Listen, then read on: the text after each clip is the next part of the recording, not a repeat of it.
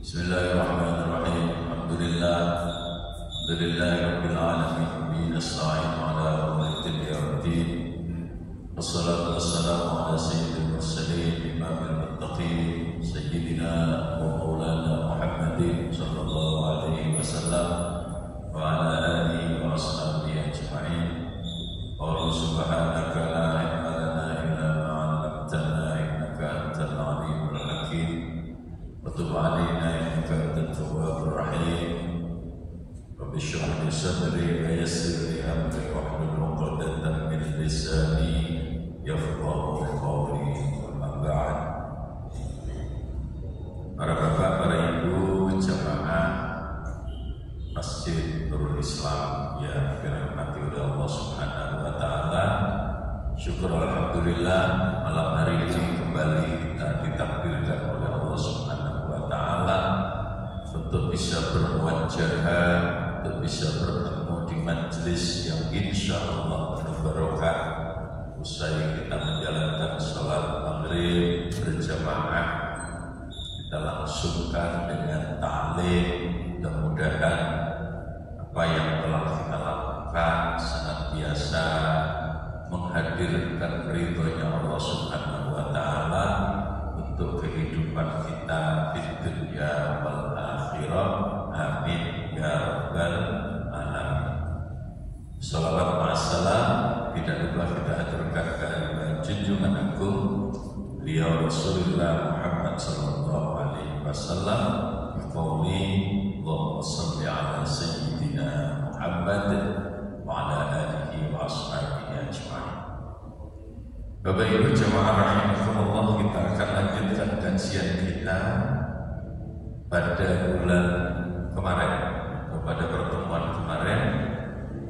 Kita mengkaji tentang sifat-sifat hamba-hamba Allah yang diceritakan oleh Allah di dalam surat Al-Furqan. Di dalam surat Al-Furqan itu Allah Subhanahu wa taala menunjukkan kepada kita tentang sifat-sifat hamba-hamba Allah yang maha rahman.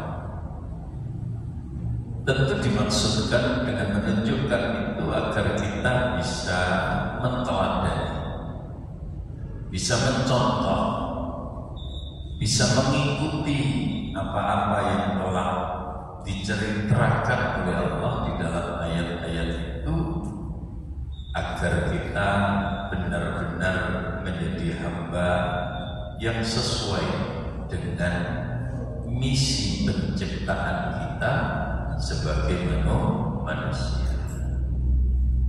Tentu kita sadar bahwa mencontoh itu tidak selalu persis, ya.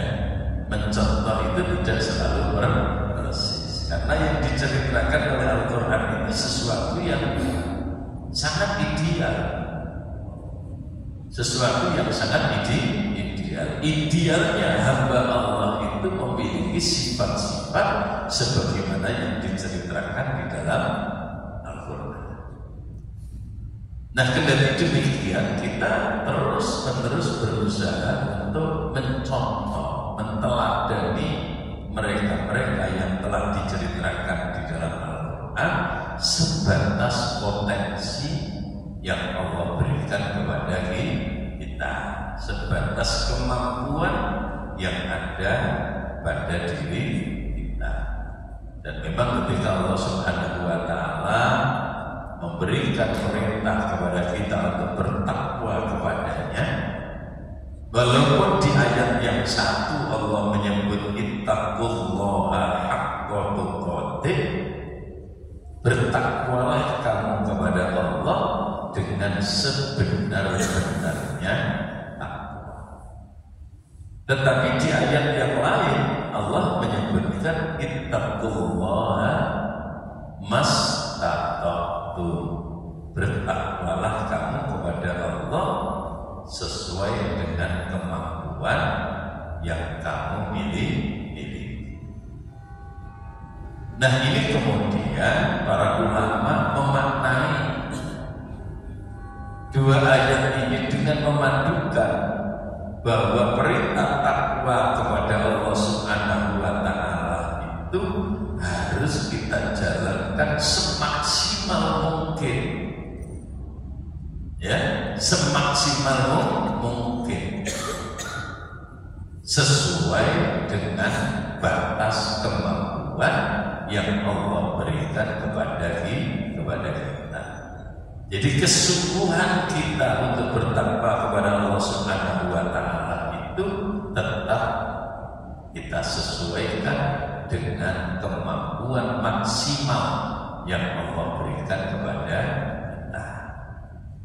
Nah, di antara sifat-sifat ibadur rahman, di antara sifat-sifat hamba-hamba Allah yang mulia itu, pada kajian 2 minggu yang lalu kita sudah sebutkan poin pertama, poin pertama. Wa ibadur rahman alladzina yamshuna 'alal ardi hauna wa idza khatabahumul jahiluna qalu salama. Kita akan mengupas yang nomor 2. Yang pertama kemarin sudah disebut oleh Allah di dalam ayat itu, wa ibadur rahman, dan hamba-hamba Allah yang maha pengasih. Mereka itu memiliki sifat-sifat mulia, di mana kemudian Allah Subhanahu wa Ta'ala menyebutkan alladzina yamshuna 'alal ardi hauna. Mereka berjalan di muka bumi ini dengan tawadhu, dengan tawadhu. Mereka berjalan di muka bumi ini dengan menundukkan kepala. Dalam arti menundukkan kepala itu bukan berarti terus diluk terus nabrak sampai, ya kan? Bukan diluk secara fisik, tapi memiliki sikap tawadhu, memiliki sifat andam asor, bahasa orang Jawa, gadai sifat andam asor. Jadi rendah hati di hadapan siapa. Kemudian yang kedua kata Allah, wa idza khatabahumul jahiluna qalu salama. Ketika orang-orang, ini kalau bahasa ayatnya, ketika orang-orang bodoh, orang-orang jahil menyapa dia, maka dia selalu menjawab dengan tutur kata yang indah. Hamba-hamba Allah yang mulia itu memiliki sifat murah hati terhadap siapa. Kadang-kadang ada orang itu kan kalau bersikap pilih-pilih, nek bersikap pilih-pilih, ambek wong gede halus nek ngomong, tapi nek ambek wong cilik metu mentang-mentangi, kan ada yang gitu kan. Itu bukan sifat hamba yang mulia, bukan. Hamba-hamba Allah yang memiliki sifat mulia itu selalu bersikap murah hati kepada siapapun. Implementasinya kayak apa? Implementasinya seperti yang dicontohkan di dalam ayat tadi. Tutur katanya selalu menyejukkan. Ketika dia berbicara, ketika dia mengucapkan kata-kata, maka kata-kata yang keluar dari lisannya itu selalu kata-kata yang lemah lembut, kata-kata yang enak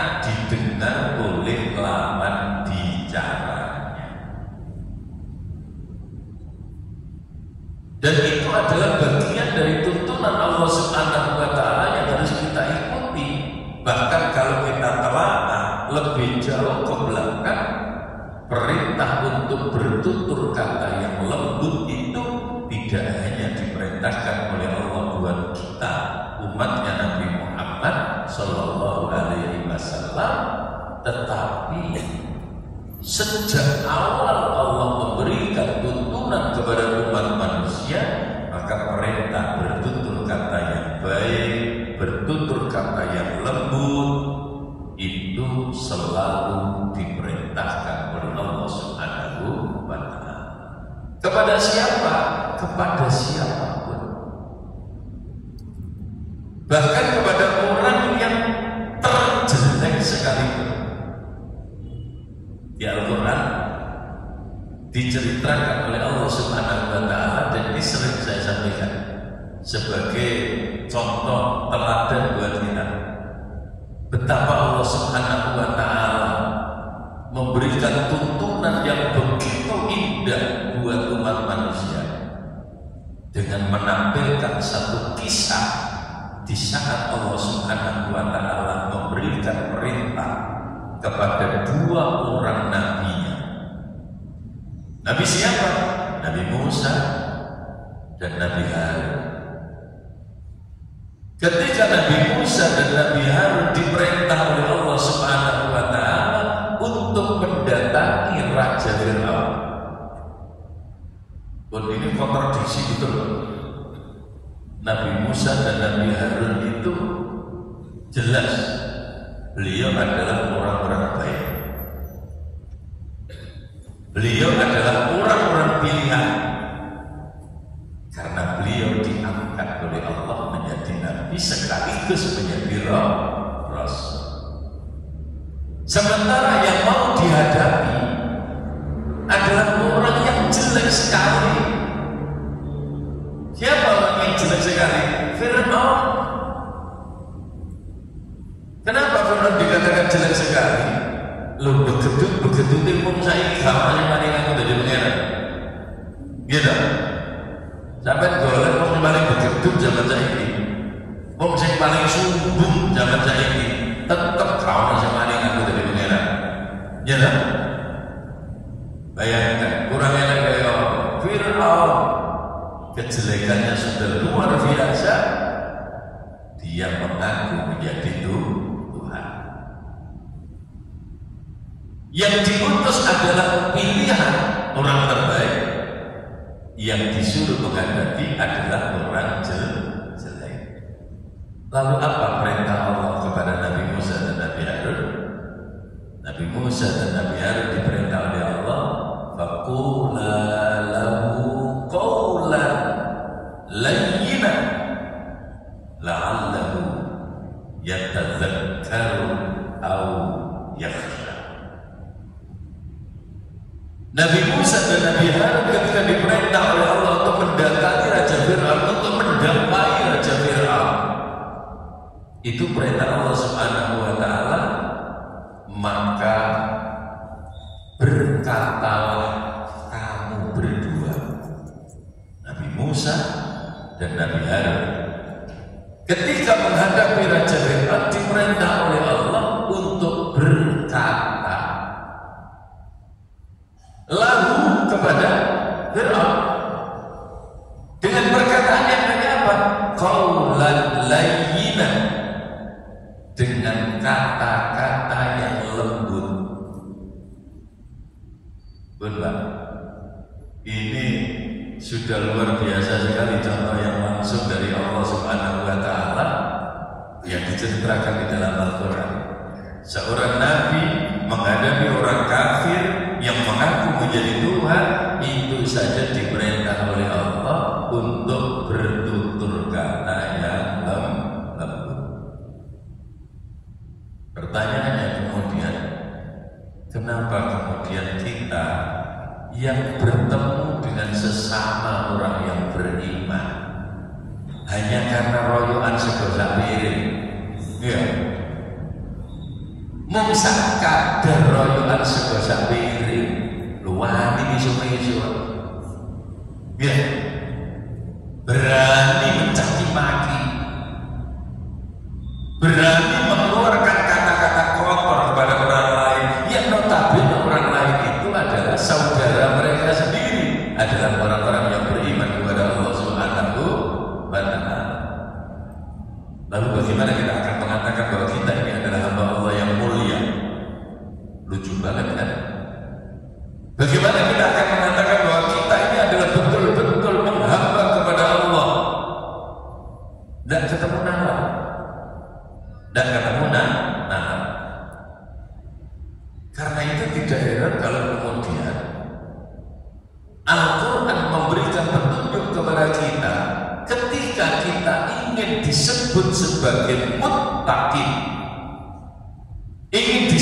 sebagai orang yang bertakwa kepada Allah Subhanahu wa Ta'ala, maka salah satu indikator yang disebut oleh Allah di dalam surat Ali Imran, kita diharapkan mampu mengendalikan amarah, ya, mengendalikan amarah. Jadi montok-montok bisa nanti saking mangkel ya, montok-montok. Tapi karena ini dawuh Gusti Allah bahwa orang yang bertakwa itu punya indikator wal kadhiminal ghaidh. Orang yang bertakwa itu mereka yang punya sifat salah satunya mampu mengekat, mengendalikan, mengalahkan amarahnya. Jadi menungso kepingin murid-murid itu manusiawi, cuma kepinginan murid-murid itu tidak dilanjutkan, tidak dilampiaskan, tidak dibrol. Cara bahasa gampangnya, jangan murid-murid tapi diempet, diempet, ngempet murid-murid itu penting, ya. Nah kalau kita sudah ngempet murid-murid, insya Allah kata-kata yang keluar dari lisan kita adalah kata-kata yang baik. Tapi kalau marah kita lepas, waduh, yang kita ucapkan lalu tidak karu-karuan kan? Orang marah itu tidak akan terkendali. Ya, orang yang marah itu sulit untuk mengendalikan ucapannya. Makanya kemudian sampai kewan-kewan cilik diceluki kabeh, bahasane jangkrik. Barang itu ya. Nggih. Dene ngomong jangkrik yo gak apa-apa. Iki cerita kewan cilik. Tapi kalau ngomongnya dengan emosi kan beda lagi kan. Ngomongnya beda lagi. Ya seperti itu. Nah, Nabi Musa dan Nabi Harun itu diperintah oleh Allah menghadapi Fir'aun itu tetap dengan konsep kata-kata yang lembut. Dan itulah ciri utama dari sifat seorang hamba Allah Subhanahu wa Ta'ala yang mulia. Maka tidak berlebihan kalau Allah kemudian perintahkan kepada kita saat kita berkomunikasi dengan orang-orang yang jahil, orang-orang yang bodoh. Kita harus sadar aja nih, saya tak jak ngomong yang bodoh. Mesti tiap apa ya tetap gak nyandar. Yo wes. Maka apa yang harus kita lakukan? Qalu salam. Tetap ucapkanlah kata-kata yang bisa menyejukkan lawan bicara kita. Ini gampang nawangnya. Ya, gampang nawangnya. Ya, diarahnya ya, insya Allah gampang. Gitu. Diarahnya gampang ya. Ya, akhirnya saya menjawab. Ini diarahnya gampang-gampang. Tapi kalau kita sungguh-sungguh berusaha, insya Allah, ya, insya Allah mudah. Karena pertolongan Allah itu selalu hadir buat orang-orang yang sungguh-sungguh untuk meminta pertolongan Allah. Pertolongan Allah itu selalu hadir buat orang-orang yang benar-benar mengharapkan pertolongan dari Allah Subhanahu wa Ta'ala. Lalu pertanyaannya kemudian begini, lalu kulo ngomong elek, kan gitu kan? Nah, lawan bicara kita itu nggak ngomong jelek, kata-katanya itu kotor dan sebagainya. Lalu bagaimana? Nah terus sampai kalian balas pada elek, kan? Balas pada kotor ya berarti ya siapa gak situ jadi ngumpul yang berarti bodoh-bodoh. Bodoh-bodoh recehan, kan begitu. Orang yang mulia itu tidak begitu. Jadi walaupun yang dia dihadapi itu ada orang jahil, yang dihadapi itu adalah orang-orang bodoh yang kadang-kadang tutur katanya menjengkelkan, tutur katanya menyakitkan, ucapan-ucapannya seringkali tidak layak untuk didengar. Tapi buat orang-orang yang memiliki kemuliaan, hamba-hamba yang mulia, maka dia tidak akan mudah terpancing, justru mereka akan membalas dengan kata-kata yang tetap lemah lembut. Jangan ngomong ora kanca, kok ngejak, ngomong-ngomong sing elek, ngajak paribasane ngrasani dan sebagainya. Apa itu juga pancing. Terus ya wis ngale bae. Itu jauh lebih baik daripada sampai nunggu ini mesti kemancing saya. Ya, nek nunggu ini mesti kemancing. Nah, padahal kemancing loro, kepancing. Iwa itu enak-enak ngelangi dengan segala gara-gara kepancing mati bae. Ya, soalnya kepancing. Maka jangan terpancing. Sehingga diceritakan di dalam surat Qasas ayat 55, di antara ciri-ciri orang-orang yang baik, orang yang memiliki sifat mulia itu, kata Allah Subhanahu wa taala, wa idza sami'ul lagwa a'radu anhu.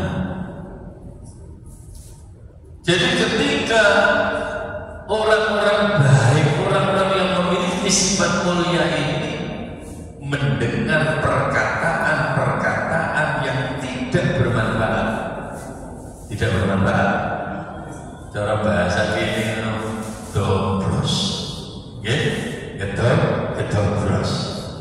Gedobros juga mesti dosa, tapi sangat taat, kan gitu kan? Gedobros. Tidak selalu dosa, cuma ya sing jelas gak manfaat. Ya. Orang-orang yang memiliki sifat mulia itu ketika mendengar ucapan-ucapan yang tidak ada manfaatnya, yang tidak ada gunanya, mereka kemudian berpaling. Ya, berpaling itu jangan kemudian di mana yang ngomong terus ngomongin saya terus tidak untuk. Ya, buta ya apa carane untuk menghindari.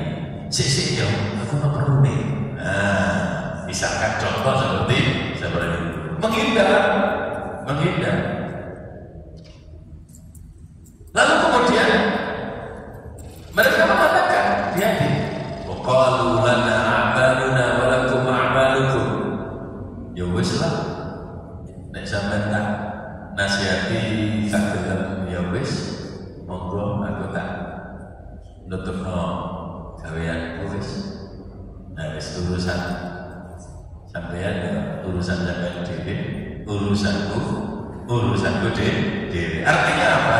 Pertanggungjawaban terhadap apa yang kita perbuat itu adalah tanggung jawab kita masing-masing. Lana a'maluna wa lakum a'malukum. Ya sudah, kami punya prinsip akan kami lakukan sendiri, antum punya prinsip, monggo lakukan sendiri.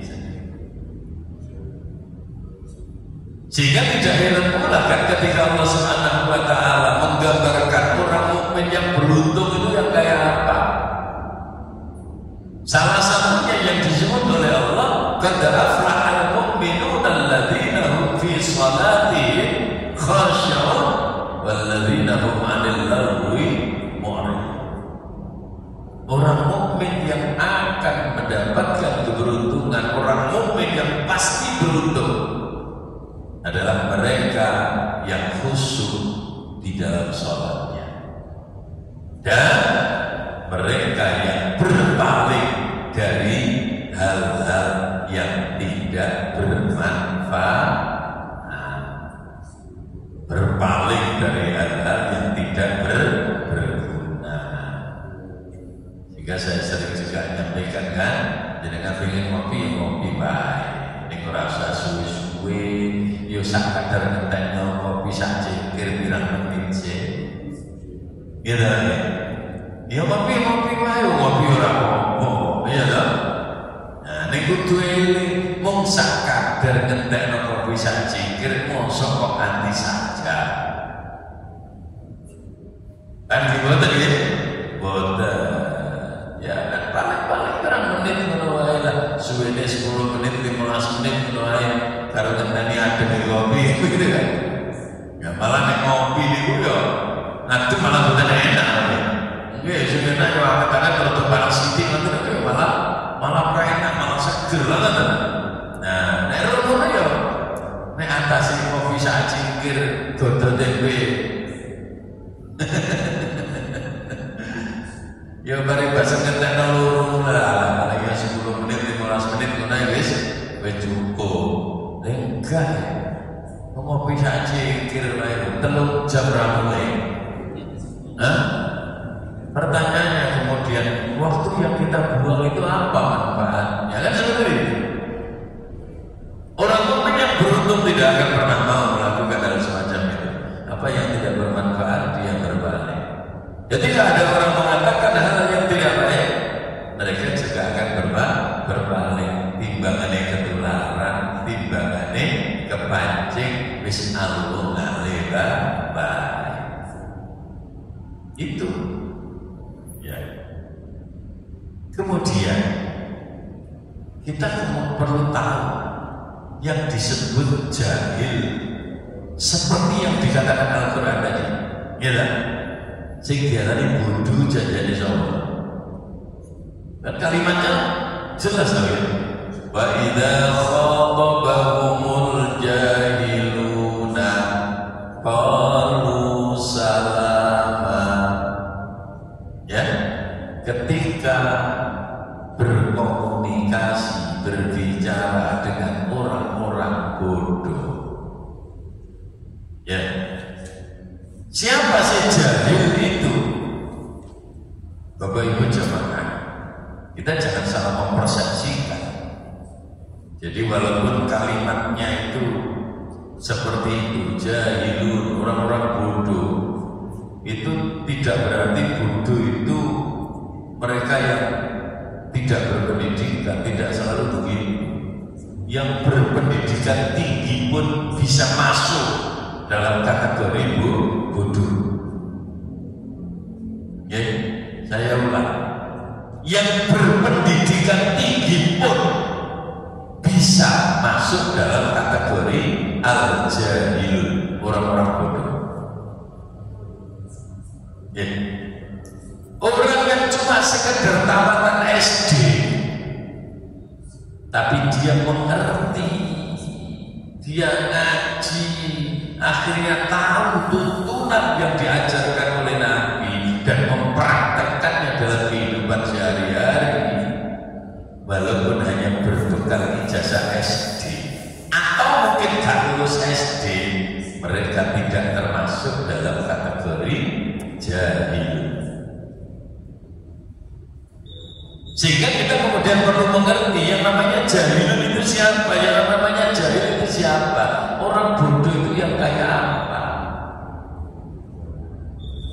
Orang bodoh itu Bapak Ibu sekalian, yang pertama orang-orang yang durhaka kepada Allah Subhanahu wa Ta'ala, tidak mempercayai Allah, tidak mengimani Allah, atau mereka durhaka kepada Allah Subhanahu wa Ta'ala, maka itu termasuk kategori jahil. Itu termasuk kategori bodoh. Kaiso nemokke pangeran sing hak, bodoh banget. Ya kan? Bodoh banget. Makanya dulu Nabi diutus oleh Allah Subhanahu wa Ta'ala di Mekah, itu masyarakatnya disebut masyarakat apa? Jahiliyah. Gitu. Masyarakatnya disebut masyarakat jahiliyah. Apakah mereka kemudian tidak tahu apa-apa?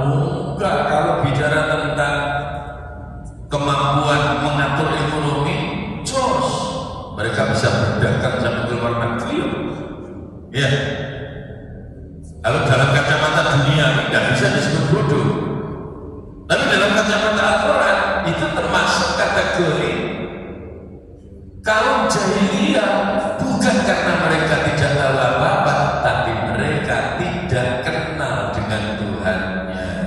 Bahkan kemudian diajak untuk beriman kepada Allah, mereka menolak dan menentang ajaran Rasulullah Sallallahu Alaihi Wasallam. Maka mereka disebut jahiliyah, orang-orang bodoh. Raiso bedano pangeran sing tenanan karo pangeran palsu. Iya tak? Tidak bisa membedakan. Mosok watu diukir-ukir dewe, dipahat-pahat sendiri, setelah itu ditaruh di tempat dianggap Tuhan, lalu disembah-sembah sendiri. Menunggu pinter.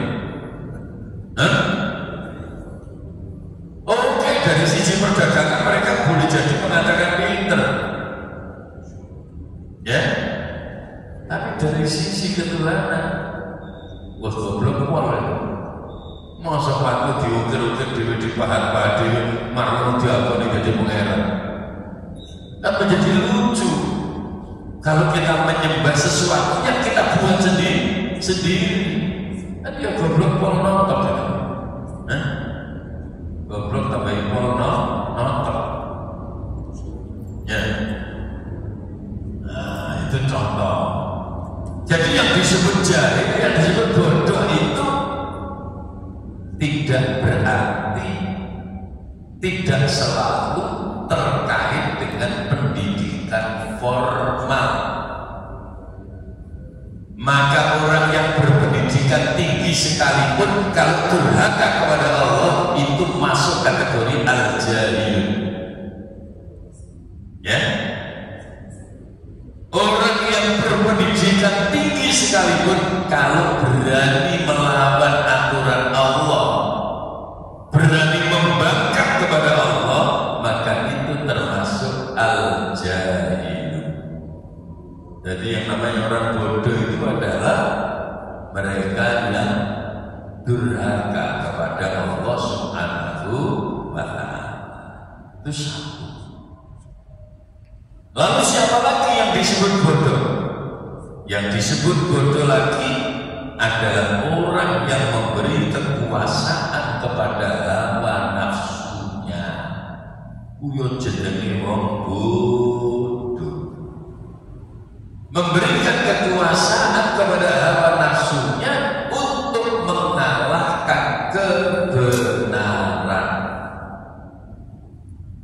Jadi nuruti nafsu, wae lapo-lapo nuruti hawa nafsu, maka itu termasuk kategori orang bodoh.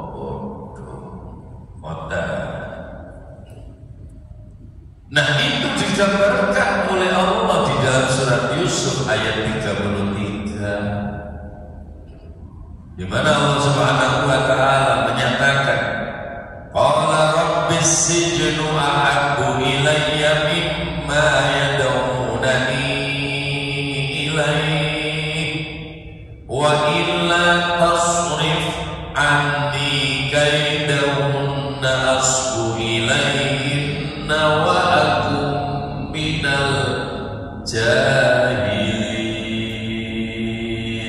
Ada kata al-jahil. Kita lihat apa yang dimaksud dengan ayat itu. Saat itu Nabi Yusuf berkata, ini kisah Nabi Yusuf. Nabi Yusuf berkata, Rabbi, wahai Tuhan.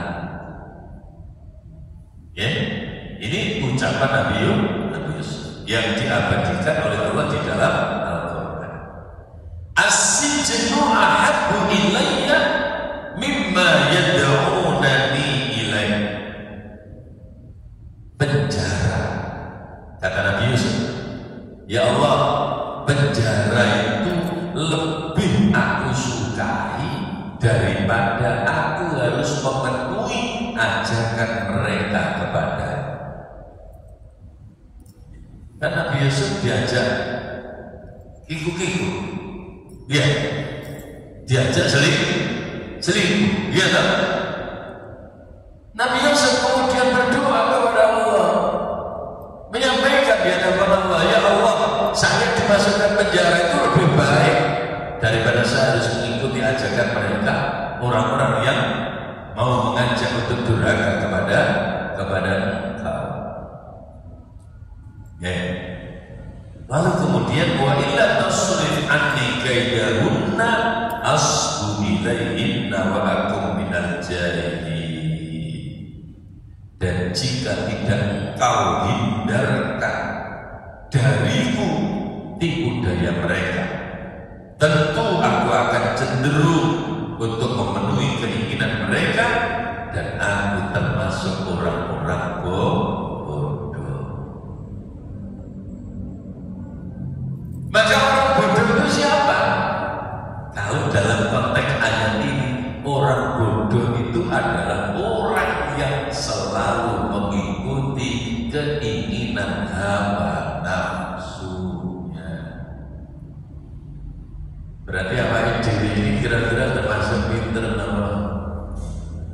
Kira-kira nama dewi, gak usah ngomong kan?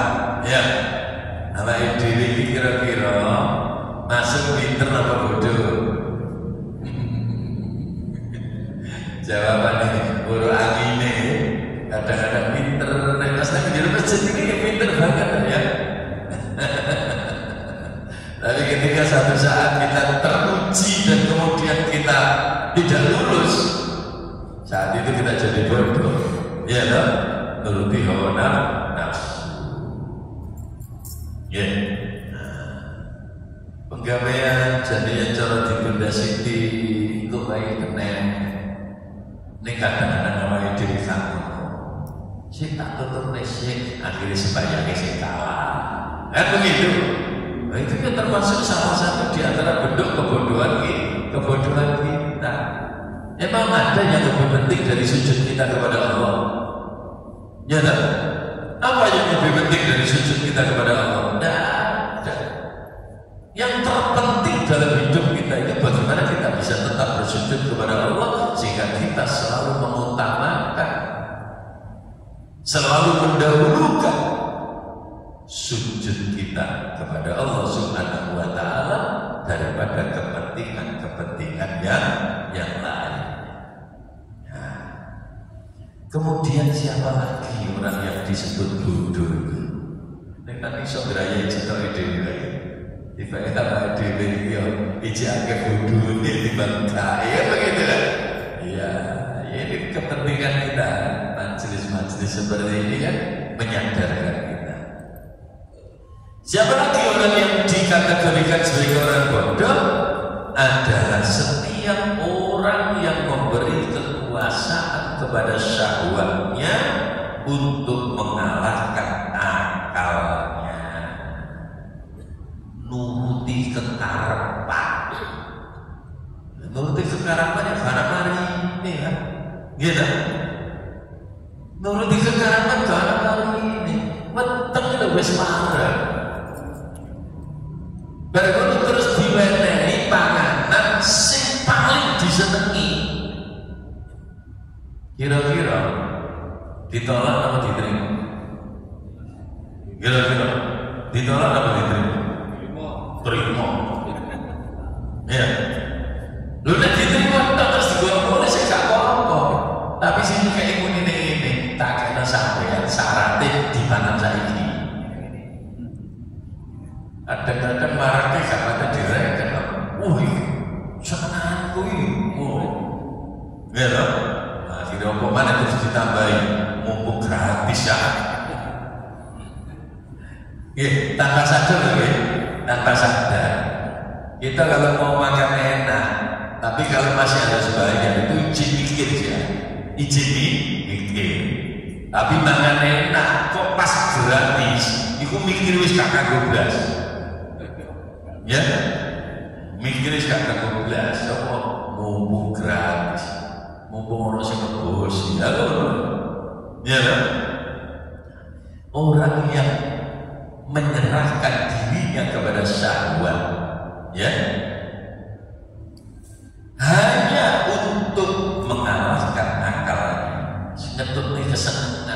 kekarepan itu masuk dalam kategori orang yang jahil, orang yang bodoh.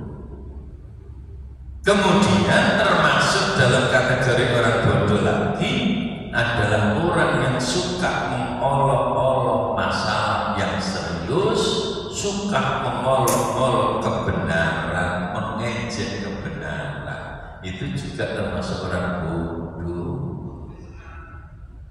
Sekarang ini banyak yang begitu itu. Ada ono koncone go Quran, berangkat ning masjid, kabar ini, koyo alim-alim dhewe ae. Ya. Tapi nek kapan kumpul dari alim, wah iki bolo dhewe. Ya. Jadi sing kering-kering itu malah disenengi, sing bener sing apik malah diolok-olok. Itu termasuk diantara contoh kebodohan yang nyata dalam kehidupan umat manusia. Ada. Karena itu mari kita hati-hati, mari kita berhati-hati. Caranya gimana? Ya tentu caranya dengan menyeleksi orang-orang yang kita ajak berteman, ya, menyeleksi orang-orang yang akan kita jadikan kawan karib kita. Bahwa semuanya kita kenal, ya, semuanya apa dewi nyongkok, bentuk yang tetap salaman kepada siapapun, oke. Tapi untuk menjadi teman dekat jangan asal. Ya, kenapa? Karena teman dekat itu pasti membekas. Teman dekat itu pasti nulari. Ya, jenengan jejeri wong bakar sate. Senajan sampai gak melok bakar sate, gak melok mangan sate, kelambi sampeyan mesti aku sate, gitu? Iya. Apa mulai pepet? Dan itu masih sekedar 5 tahun, mungkin gak temen aku deh kan begitu. Jenengan jejer karo wong dodol lagi. Insya Allah agune ya Bu, jenengan akrab dengan orang-orang yang berilmu. Paribasa gak iso nyontoh kaya ngono, sithik-sithik mesti kecipratan manfaatnya. Ya kan? Sedikit-sedikit pasti kita akan kecipratan manfaatnya. Ya. Gara-gara kumpul kiai, terus kumpul kiai, masih apa yang dewi gak iso ngomong itu, cek disukani mulai kumpul, ya, kira apa betul? Nah sampai masih gak orang, kumpul orang, sampai gak ngerampok, tapi kumpulannya kumpul ngerampok, orang dalam sampeyan, mikir gitu. Koncoan merampok, jojo dari yang merampok bisa kan gitu kan? Padahal sampai gak dalam merampok. Makanya kalau kita ingin menjadi orang-orang yang baik itu bergaul dengan orang-orang yang baik. Bukan berarti kita membenci orang yang tidak baik. Saya ulang, bergaullah dengan orang-orang yang baik, tetapi bukan berarti kita membenci orang-orang yang tidak baik. Mereka juga tetap manusia. Ya kalau kita kenal ya kita menyapa, kita ketemu ya kita musafaha, ya kita salaman, ya, yo tegur sapa, ya apa kabarnya, alhamdulillah, kan begitu kan? Ya biasa saja, tapi jangan terlalu dekat, ya, jangan terlalu dekat, karena itu nanti akan menjadi persoalan buat kita. Nah itu, jadi caranya seperti itu, kita mencoba untuk lebih dekat kepada orang-orang yang baik, Supaya apa? Supaya kita masuk dalam barisan orang-orang baik. Dalam hal murah hati, Masya Allah banyak contoh-contoh sejarah. Jangan ulang kayak contoh situ. Sahabat Abdullah bin Abbas, ya Abdullah bin Abbas itu, ya nopo kali Kanjeng Nabi, termasuk sepupu, masuk sepupu tapi sangat muda sekali Abdullah bin Abbas. Maka beliau di Taif, ya, di Taif. Abdullah bin Abbas itu sikap baiknya luar biasa sekali. Sampai diceritakan ketika ada seseorang yang menemui beliau kemudian langsung mencaci maki, kalau urusan gitu, metui wisata dan ini langsung nuding mencaci maki, tek namanya orang boleh, caci maki habis-habisan. Iku nek kira-kira apa ide? Kira-kira moro-moro nang wong mlebu masjid jog-jog baru mau nuding. Kira-kira.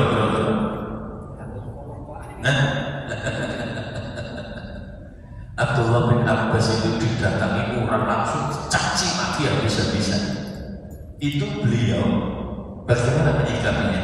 Hanya diam. Kemudian apa yang dikatakan orang itu didengarkan tok. Setelah selesai ya, nggak mungkin ngomel terus kalian kan nggak mungkin, ya sudah pegel, setelah selesai lalu kemudian orang itu kembali, beliau lalu kemudian menyuruh pembantunya untuk apa? Untuk menyelidiki orang yang habis mencaci maki tadi. Suruh menyelidiki, apanya yang diselidiki? Orang yang habis mencaci maki tadi, orang itu punya kebutuhan apa dalam hidup? Kok boleh informasi? Kok butuh apa sih? Itu. Lalu kemudian setelah pembantunya datang dan mengatakan orang itu kelihatannya butuh ini. Boleh, mari berkorban, dikasih hadiah sesuai dengan kebutuhan orang yang mencaci maki. Jadi dicaci maki, tek namanya kurang boleh nanti kulaan yang pasar turi. Ngono di rumah barang terus membantu dikongkon ngekei hadiah sesuai dengan kebutuhan yang dibutuhkan oleh orang menitiru. Dia lagi ditiru. Jadi orang ngomong sama kayak duit santai. Bener-bener orang ngomong nek perlu 100.000. Alhamdulillah matur suwun nggih. Jadi masih terus bahan astaga. Nah itu memang secara umum seperti itu. Tapi sahabat-sahabat itu menunjukkan contoh-contoh yang luar biasa. Saya ingin mengatakan dengan contoh-contoh ini bahwa kita tidak akan pernah mungkin contoh persis seperti itu. Tapi setidak-tidaknya ada secercah harapan bahwa kita bisa sedikit mencontoh beliau-beliau, minimal untuk menengi, gak ngelame, minimal untuk sabari, gak tikmak, dan gitu, minimal nyontoh ketabahannya, gak pakai dendam senajan wis dilok nontek name kurang boleh. Nah ini barangkali sesuatu yang sulit. Tetapi kalau kita mau, insya Allah dengan pertolongan Allah kita akan bisa menjadi orang-orang yang memiliki sifat murah hati dan akhirnya kita akan menjadi hamba hamba-hamba yang mulia di hadapan Allah Subhanahu wa Ta'ala. Amin ya rabbal